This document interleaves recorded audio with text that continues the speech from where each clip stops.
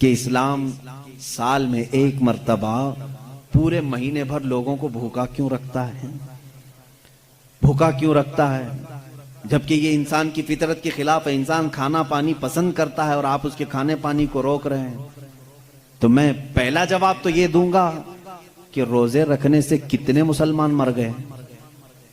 پہلی بات یہ ہے، اگر ہر سال ایک مہینہ رمضان میں اسلام اپنے ماننے والوں کو روزے رکھواتا ہے تو پھر یہ مسلمانوں کا صفایا ہوتے رہنا چاہیے۔ اگر یہ صحت کے خلاف ہوتا تو، اگر یہ ہمارے جسم کے خلاف ہوتا روزہ رکھنا، تو اسلام میں ہر سال رمضان کے ٹائم پہ لاکھوں کی موت ہو جانا چاہیے، بھوک سے مر گئے، بھوک سے مر گئے۔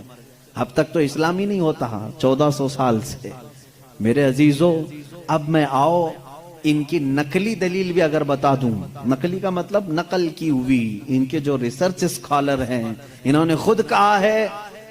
آج میں 2-4 روز سے ڈائٹنگ پلان دیکھ رہا تھا کہ ڈائٹنگ پلان میں کیا ہوتا ہے جسم کو صحیح رکھنے کے لیے، فاسد مادات کو دور کرنے کے لیے۔ تو ایک بڑے ڈاکٹر کی ویب سائٹ میں پڑھ رہا تھا، اس ڈاکٹر نے 2 چیزیں کی ہیں، 2 چیزیں اس نے رکھی ہیں کہ اگر اپنے جسم کو 80 سال تک زندہ رکھنا اور صحت مند رکھنا چاہتے ہو تو 2 چیزوں کو اپنا لو کہ ہفتے میں 1 دن صبح سے لے کر شام تک اپنے جسم میں کچھ بھی نہ ڈالو۔ یہ ڈائٹنگ پلان میں ہے، موجود ہے، کچھ نہ ڈالو، صرف پانی پر رہو۔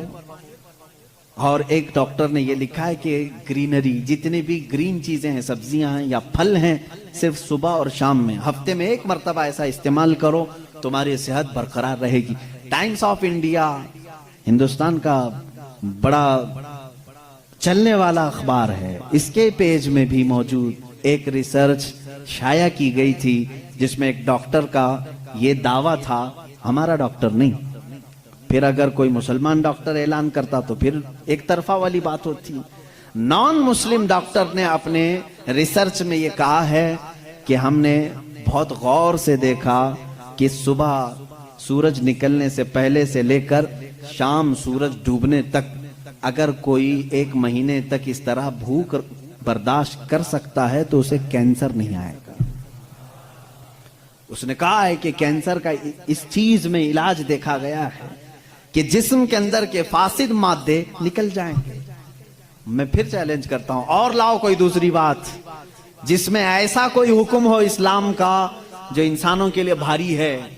تم ڈھونڈ کر کے روزے لے کر کے آئے تھے، روزے لے کر کے آئے تھے، اور پھر اگر یہ کہتے ہیں تو ان میں سے جو ادھر ادھر کے لاتے ہیں چھوٹی چھوٹی سی چیزیں ہیں۔ ایک بڑا طبقہ ہے جو اسلام کی کمیاں ڈھونڈنے کے لیے اپنی پوری زندگی خرچہ کر رہا ہے ہمارے پاس وہ ساری چیزیں ہیں۔ قرآن کو خوردبین لگا کے، مائکروسکوپ لگا کر کے پڑھنے والے لوگ ہیں کہ کہیں تو کچھ نکل جائے، مل جائے۔ ارے میاں، یہ کام تو عرب والے بھی کر چکے اس وقت، ان کو نہیں ملا، تم جاہلوں کو کیا ملے؟